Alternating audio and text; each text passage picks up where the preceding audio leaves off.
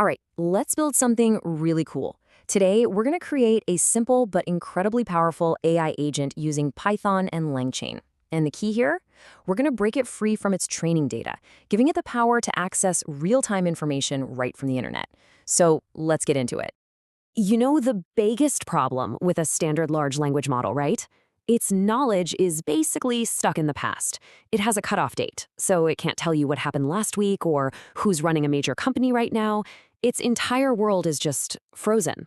Which, of course, raises a pretty interesting question. And yet, look at this. We ask our agent, who is the CEO of Google? And bam, it gives us the right answer, Sundar Pichai. Now, this isn't some pre-programmed fact. The agent is actually figuring this out on the fly. So how in the world does this little magic trick work? Well, let's pull back the curtain. The secret to all of this is that we can literally watch the agent think. Seriously, by setting one simple parameter in our code, verbose equals true, the agent will print out its entire internal monologue. We can see every single step it takes to get from your question to the final answer. It's not magic at all, it's just a really cool, logical process. And this is what that process looks like. This is the agent's step-by-step thinking. First, it has a thought. I don't know this, I need to look it up because it's current info. That thought immediately leads to an action. Okay, I'm going to use my search tool. Then it creates the action input. It figures out the best search query, which is simply CEO of Google. It runs the search and gets back an observation, the raw result, Sundar Pichai. And finally, it takes that piece of data and synthesizes it into the clean final answer you see. It's this perfect chain of reasoning from start to finish.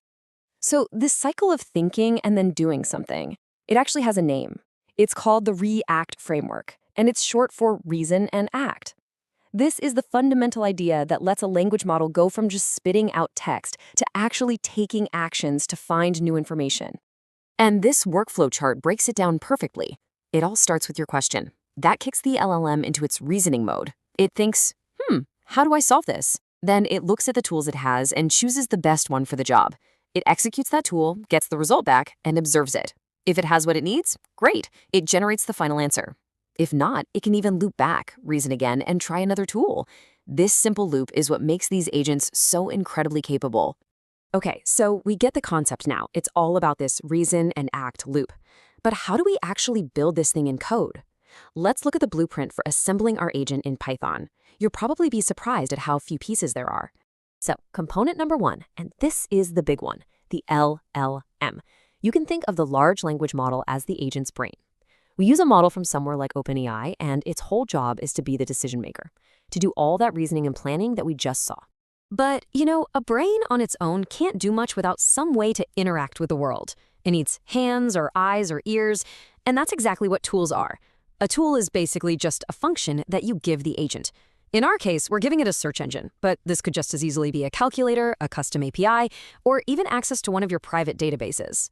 Now, when we define one of these tools, there are three parts. You have the name, which is just an ID.